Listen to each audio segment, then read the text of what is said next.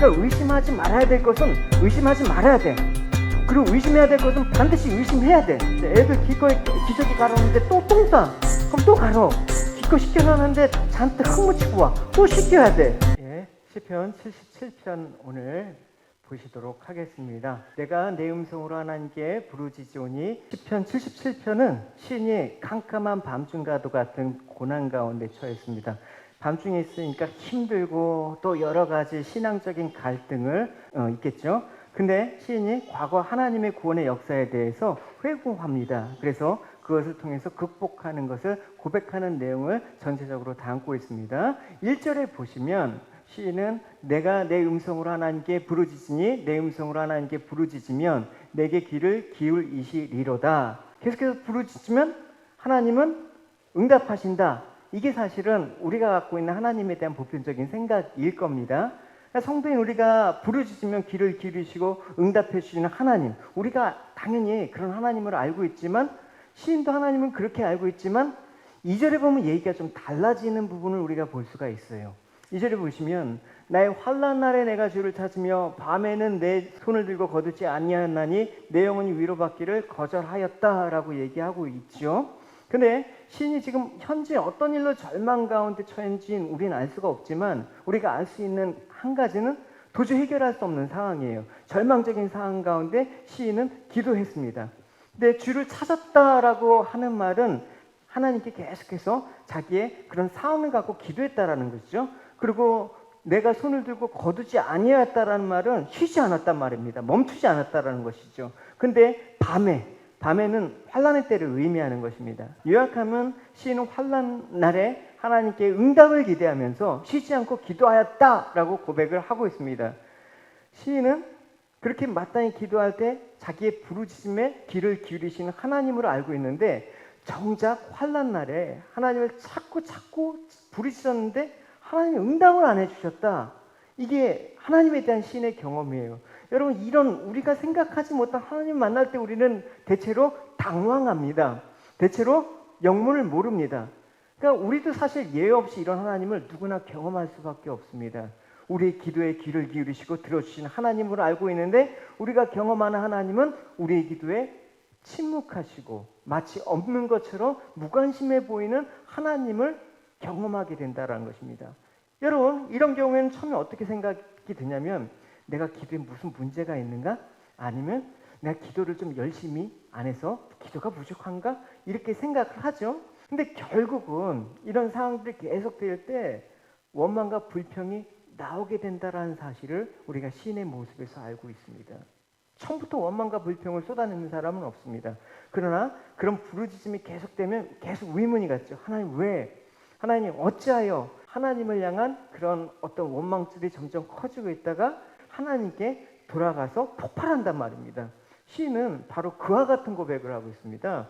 내가 계속해서 주를 찾고 계속해서 기도하는데 내가 하나님을 기억하고 불안하고 근심하니 내 심령이 상하다라고 얘기했습니다. 일반적으로 내가 기도할 때 하나님을 생각하게 되면 마음이 안정되고 힘을 얻어야 되는 상황이 펼쳐져야 되는데 하나님을 생각할수록 불안하고 근심이 찾아온대요.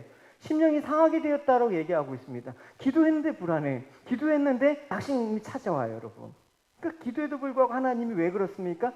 말씀이 없으셨기 때문에 그래요. 내 상황들을 계속해서 놔두시는 것 같기 때문에 그래요. 그러니까 불안하단 말은 내 마음이 소란하게 요동된다는 뜻을 얘기하고 있습니다. 그래서 오랜 침묵으로 인해서 하나님에 대한 시인의 믿음이 흔들렸음을 의미하는 것입니다. 그 결과로 마음이 근심하게 되었다. 근심은 의심의 결과물이다라는 것을 알 수가 있는 것이죠. 그래서 시인은 4절에서 이렇게 얘기하고 있습니다. 주께서 내가 눈을 붙이지 못하게 하시니 내가 괴로워 말할 수 없나이다라고 했는데 사실 그가 잠을 이루지 못한 까닭은 뭡니까?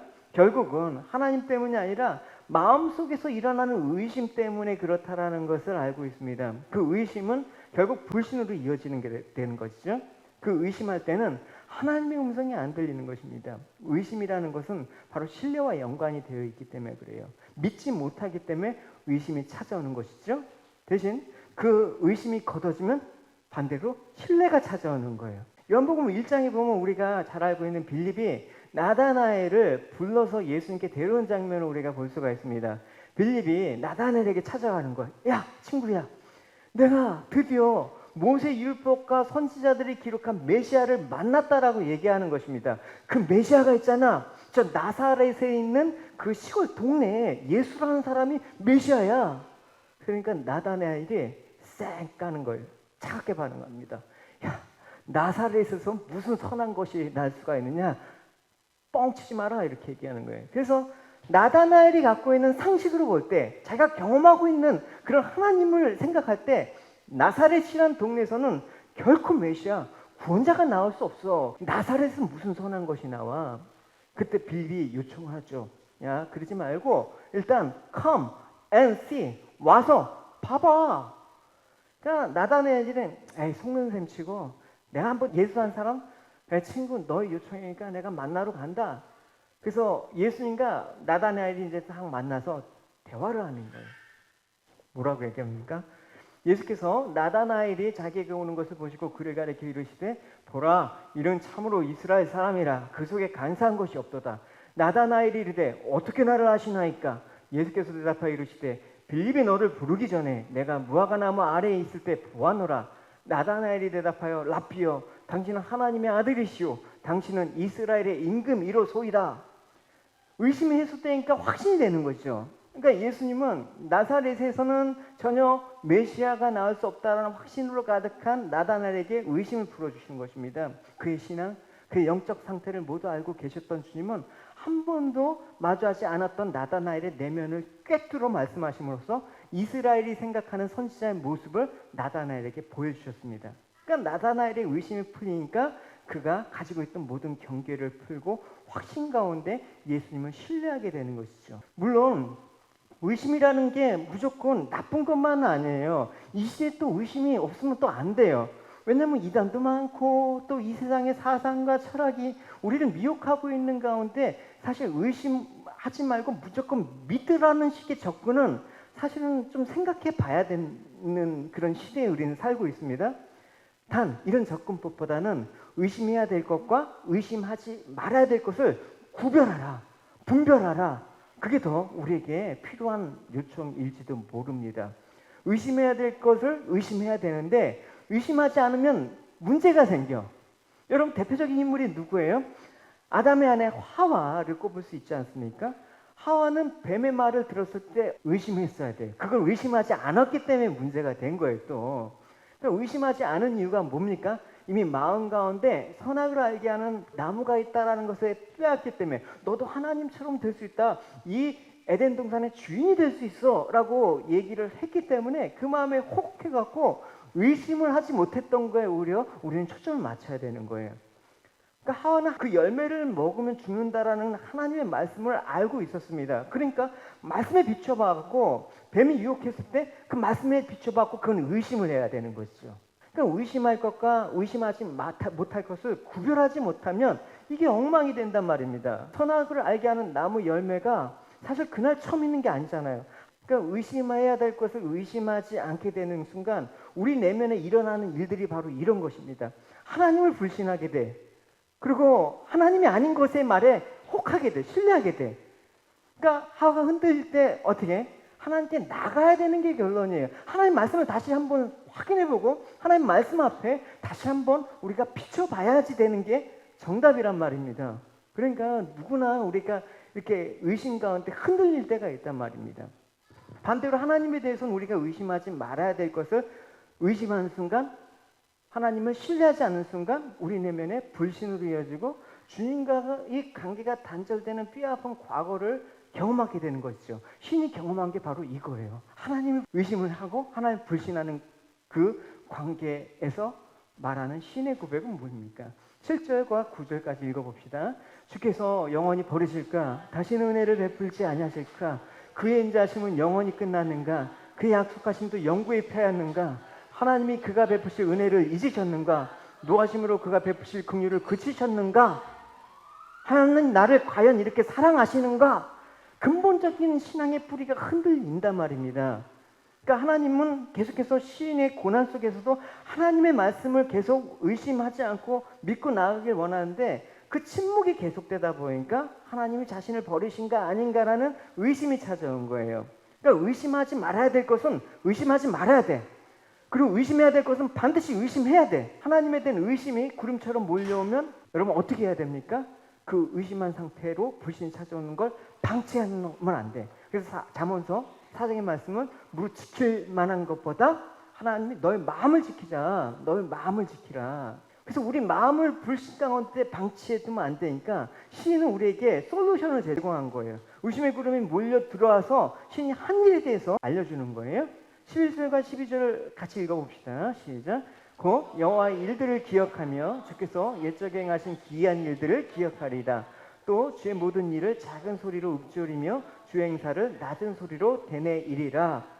여기서 여러분 읊조리다 되뇌이다 이거를 묵상하다라는 뜻이에요. 계속해서 생각해보다라는 것입니다. 거듭거듭. 그러니까 시인이 하나님을 의심하기까지 한 자신의 신앙적인 연약함, 자신의 불신을 극복하기 위해서 하나님의 행하신 일들을 기억하며 묵상하기로 결정한 거예요. 그러니까 의심은 누구나 찾아와요. 근데 신이 한 거는 하나님 말씀으로 나갔다라는 게 중요한 겁니다. 그래서 13절의 고백은 하나님의 주의 도는 극히 거룩하시오니 하나님과 같은 위대한 신이 누구오리까? 주의 도는 하나님의 섭리나 행사를 말하는 거죠. 거룩하다는 말은 정당하다는 뜻이에요. 그러니까 이 고백은 하나님은 모든 행사에 있어서 흠이 없고 완전하시기에 온 우주에 하나님과 버금가는 큰 신은 없습니다. 하나님만이 유일하게 상처났지 유일하신 하나님이십니다. 라고 고백을 하는 것입니다. 참 놀랍지 않습니까? 불과 조금 전까지만 해도 하나님에 대해서 의심을 품었던 시인이 하나님 행사는 완전하시고 정당하다. 하나님 비길 만한 신은 없다라고 고백하고 있는 사실. 어떻게 해서 그런 놀라운 변화가 찾아온 겁니까? 마치 죽음과 같았던 그 시간이 어떻게 회복한 겁니까? 주의 모든 일과 그 주의 행사를 깊이 묵상하고 생각한 거예요. 왜 그렇게 묵상을 강조해야 되고 왜 그렇게 하나님 말씀을 생각해야 되는가? 이것밖에 우리 의심을 물리칠 방법이 없다라는 거예요. 그래서 시인이 이제 묵상한 그 묵상의 내용들이 14절부터 쭉 나오는 거예요. 여기서 보시면 14절에 뭐라고 나왔냐면 주의 기이하신 일을 행하신 하나님이 이런 하나님이시다. 민족 중에 주의 능력을 알리셨다라는 말은 뭡니까? 이스라엘과 애굽 모두에게 주의 능력을 보이신 10가지 재앙으로 생각할 수가 있죠. 그리고 15절에 보면 야곱과 요셉의 자손을 속량하셨다. 그러니까 출애굽 사건을 말하는 거예요. 특히 주의 길이 바다에 있었고 주의 고든 길에 큰 물이 있었으나 주의 발자취는 알 수가 없나이다. 홍해를 갈라 길을 내심으로써 인도하신 하나님이 초월적인 인간이 상상할 수 없는 행하신 하나님만이 행하실 기이한 일들을 묵상했다란 말입니다. 여러분 고대 근동 지도를 보면 이 나일강 고센지방에서 이 가나안으로 가는 루트가 여러 가지 루트가 있었어요. 대표적인 루트가 가장 빠른 루트가 블레셋 사람의 땅의 길, 이 지중해 해변으로 가는 이 루트가 가장 빠른 길이거든요. 근데 이 길로 가지 않았습니다. 하나님께서는 이렇게 가다가 돌쳐서 갑자기 확 돌아가고 이쪽으로 가고 홍해 길로 인도하셨다라고 얘기를 하고 있죠. 뭘 알기 위해서? 당신과 같은 신은 없음을 보여주기 위해서 하나님을 의지하고 섬기게 하기 위해서 그렇게 경로를 확 바꾸셨습니다. 그러니까 홍해에 당도한 이스라엘 자손에게 하나님이 그들을 위해서 예비하신 바닷길이 보일 리가 없죠. 보니까 바다고 뒤는 애굽의 군사들이 쫓아오고 또 사방에 산과 또 사막이 막혀있는 그곳으로 인도하신 하나님이 그 바다의 길을 내셨다라는 것을 알 리가 없죠. 그래서 애국 군대가 자신들을 쫓아오는 것을 목도한 이스라엘 자손들이 크게 낙심합니다. 애국 군대도 군대려니와 홍해는 그들이 넘을 수 없는 그런 거 아닙니까? 바다를 어떻게 건너요? 그러니까 애국 군대 이상의 큰 시련이 홍해입니다. 그래서 어쨌든 죽을 운명이야. 애국 군대에 죽든지 홍해에 빠져 죽든지 해야 될 운명입니다. 그래서 그들은 자신들을 애국에서 이끌은 모세를 향해서 원망하지 않습니까? 그 원망은 결국 모세를 향한 원망이기보단 하나님을 향한 원망이기도 해요. 그래서 그 순간 하나님께서 모세를 통해서 너희는 잠잠히 기다려라. 하나님이 구원하심을 보라. 이렇게 얘기하시지 않았습니까? 그래서 이스라엘 자손들 앞에서 바닷길을 내셨다라는 것입니다. 시는 여기서 왜 이 사실을 말하고 있는 것일까요? 하나님의 백성은 하나님의 사람이라면 우리가 하나님의 계획과 뜻은 도무지 알 수 없을지라도 하나님이 인도하신 그 길은 최선의 길이고 선하심을 알고 그분이 이끄시는 대로 신뢰해야 된다라는 것을 말하기 위함입니다.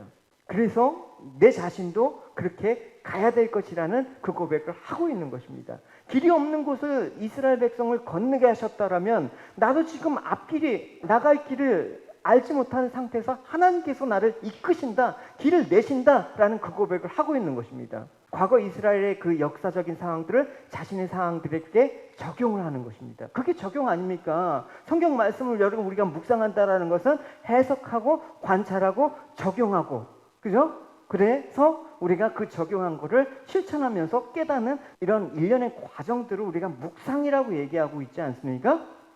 그래서 시인은 자신에게 고난을 허락하시고 자신의 길에 침묵하시는 것에 대해서 이해하지 못해요.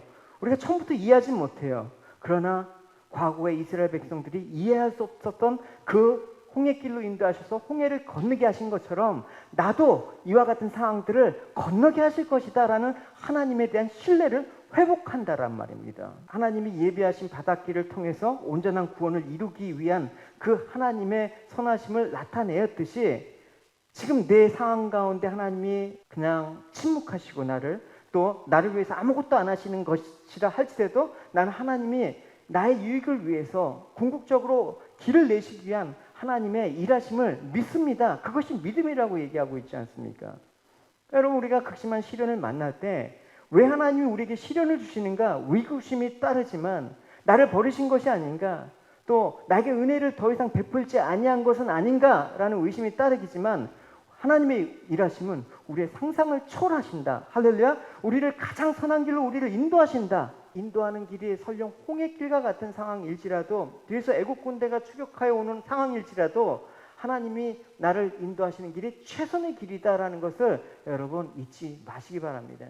우리 앞에 길이 없는 것 같지만 하나님은 시련 가운데 이미 길을 예비하고 되신다라는 사실을 잊지 않으시기 바랍니다. 결국 시인이 묵상한 내용은 하나님이 하신 귀한 일은 이스라엘을 가나안 땅까지 인도하시는 거예요. 이 가운데 여러 가지 불평과 불만한 상황들이 나오지 않습니까? 40년 동안 이 광야 노정 동안에 굶주려 보고 목이 말라 보고 또 뱀에도 물려보고 여러 가지 일이 있었지만 결국 하나님께서는 어떻게 가나안 땅으로 인도해 내신다.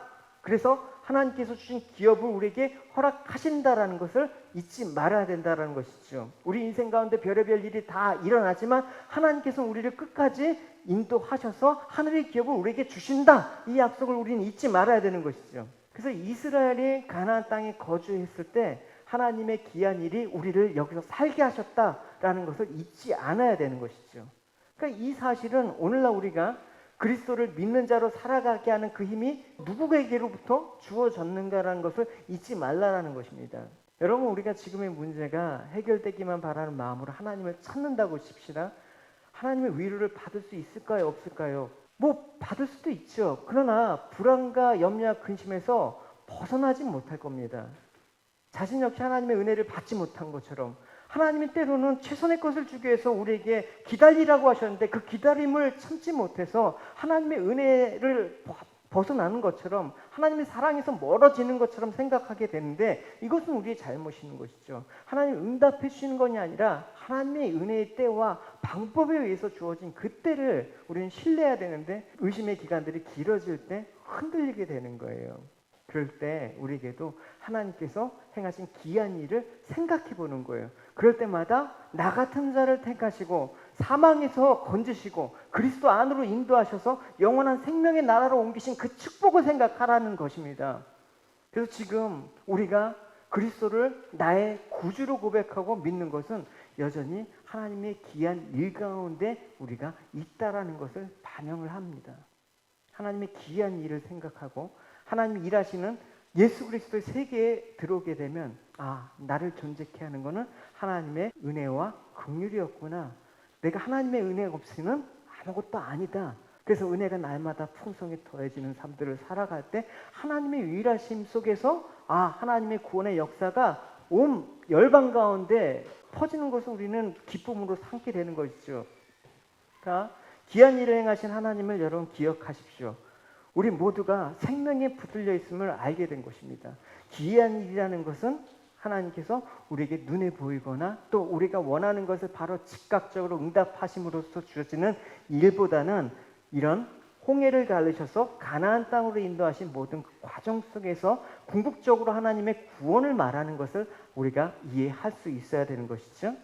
그래서 하나님은 우리의 상상을 초월하는, 우리가 생각하는 의의 길로 인도하신다라는 거 여러분 잊지 마시기 바랍니다. 하나님의 섭리의 의의성은 때론 우리가 하나님의 버림을 받는 것 같은 느낌을 받기도 합니다. 또 하나님의 행하심이 아무리 의의성을 띈다고 해도 우리에게는 가장 선한 길이라는 것을 잊지 말아야 되는 것이죠. 하나님은 분명히 약속하셨어요. 내가 결코 너희를 버리지 아니하고 너희를 떠나지 아니하리라, 이 약속입니다.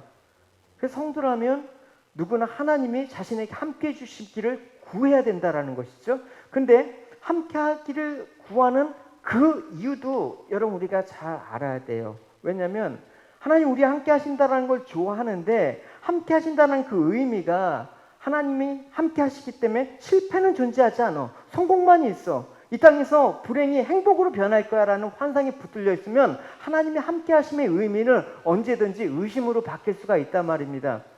그러니까 사람들이 하나님과 함께 해주길 원하는 까닭은 뭡니까? 오늘 신과 같이 절망적인 상황이 없기를 바라는 마음에서 하나님 나와 함께 해주십시오라는 그런 기도를 한단 말입니다. 그런데 하나님 함께 하심에도 불구하고 절망 가운데 있는 상황이 여러분 안 벌어졌습니까? 여러분 문제가 그냥 한꺼번에 해결된 적이 있었습니까? 아니죠, 여러분. 그러니까 하나님이 함께 한다라고 하는 것은 나의 지금 탄식과 절망의 상황으로부터 지금 벗어난다라는 의미하지는 않습니다. 하나님 오히려 그 환상을 깨트려 버리시는 것이죠. 하나님이 지금 행하고 하는 일 가운데 현실은 무엇인가? 함께 하심으로 인해서 벌어지고 있는 현실은 우리의 환상을 깨트리는, 우리가 원하는 것들을 깨트리면서 하나님만 의지하는 그런 백성으로 만들어 가신다라는 것이죠. 그래서 시인은 이런 모든 잘못된 환상과 불평과 의심의 원인을 뭐라고 했냐면, 처음에는 하나님 탓이라고 생각하는데 이제는 자기 탓이래요. 내 잘못이다. 이걸 개역성경에서는 나의 연약함이다라고 얘기를 하고 있어요. 그러니까 시인이 지금 낙심하고 절망하는 가운데 하나님 의심하기는 했지만 사실 그 원인은 하나님의 말씀을 신뢰하지 못했던 외부가 아니라 내 자신에게서 찾았다라는 것이죠. 그래서 시인은 낙심과 절망의 원인이 나의 연약함에 있다라는 것을 알았습니다. 중요한 것은 하나님이 왜 자기 백성 그러한 탄식과 절망 가운데 인도하신가, 이끌어 가신가라는 걸 아는 것입니다. 여러분 아무 일 없이 내 인생 가운데 모든 일들이 내 생각대로 원하는 대로 평탄하게 흘러간다 그러면 여러분 어떻겠습니까? 탄식과 절망을 내가 경험하지 못한다라면 어떻겠습니까? 하나님이 우리를 구원하시는 자비와 그 사랑이, 도우심이 얼마나 큰 건지 알지 못할 겁니다. 왜냐하면 사람은 절망과 탄식의 상황이 없다면 하나님의 도우심을, 하나님의 은혜를 알기는커녕 잊고 살아가는 존재예요. 우리가 평소의 삶에서, 아니 한 주간의 이번에 삶 속에서도 하나님의 사랑과 자비를 느끼시면서 하나님의 도우심으로 살아가고 있음을 내가 감사하고 있는가 한번 생각을 해보시기 바랍니다.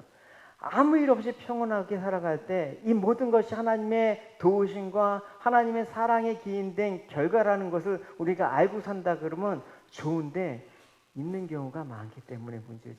그래서 하나님께서는 절망과 탄식의 상황 가운데 그걸 일부러 주시는 게 아니라 누구나 찾아오지만 그 상황 가운데 하나님께서 도와주심의 그런 과정을 꼭 만들어 내신다라는 것이죠. 그러면서 우리가 살아가고 있는 현실이 무엇인가를 분명히 보여주신다라는 것이죠.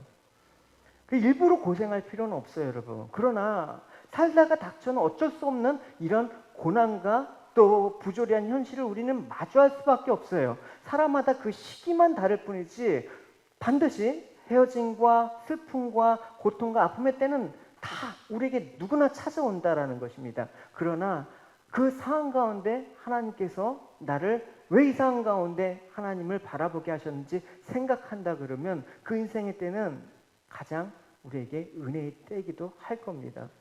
그래서 사람들은 하나님의 도우심으로 자신의 일들만 잘 되길 바랬지 그 도우심에 담겨있는 하나님의 사랑과 도우심이 얼마나 우리에게 큰 것인가를 거기에는 관심을 두지 않습니다. 그러니까 문제만 해결된다 그러면 그냥 끝이에요. 하나님의 은혜를 잊어먹는 거예요.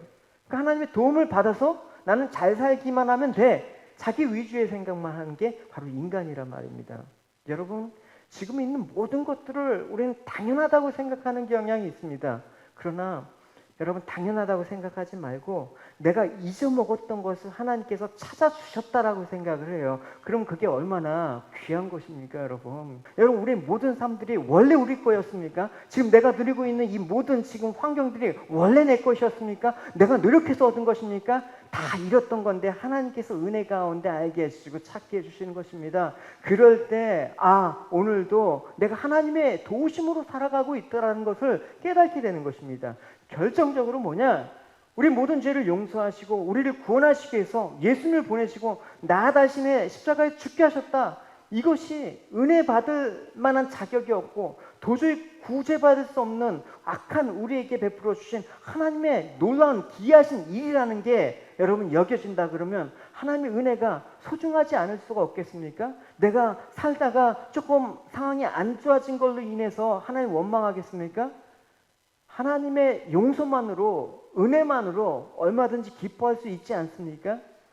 그런데 우리가 이런 은혜를 자꾸만 잊어먹기 때문에 다시 멈추지 않은 내 욕망이 원하는 대로 살아가는 그런 모습이 있는 것입니다. 결국 인간은 살아보니까 단 1%의 가능성도 없는 존재라는 것을 알고 있습니다. 정말 이 시인이 나의 잘못이다, 나의 연약함이란 고백이 우리에게 너무나 적절하게 와닿는 고백이기도 합니다. 깨끗이 씻어놓잖아요, 여러분. 애들 기저귀 갈아오는데 또 똥 싸. 그럼 또 갈아.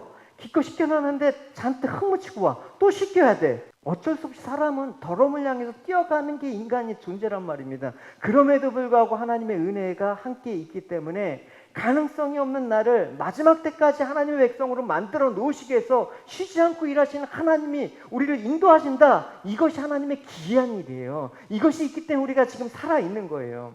이것이 시인이 오늘 고백한 주의 기이한 일을 행하신 하나님이시다라는 것을 고백하는 것입니다. 나의 구원을 위해서, 나의 절망과 슬픔 가운데 있는 나를 또 하나님이 나를 이끌어 가신다라는 걸 알기 위해서 정말 기이한 일을 행하시는 그 일들, 십자가 길로 따라가게 하신 이 기이한 일들, 이 은혜를 우리 마음 가운데 간직하고 모인다 그러면 그곳이 천국이다라는 것입니다. 모두가 이 마음으로 하나님의 은혜를 서로 증거하고 또 나누는 곳이 어디냐? 교회가 돼야 된다라는 것입니다. 이것이 우리를 향한 하나님의 뜻이라는 것이죠. 그래서 하나님의 뜻을 바라보면서 기억하면서 또 묵상 가운데 여러분 마음 잘 새기시길 바랍니다.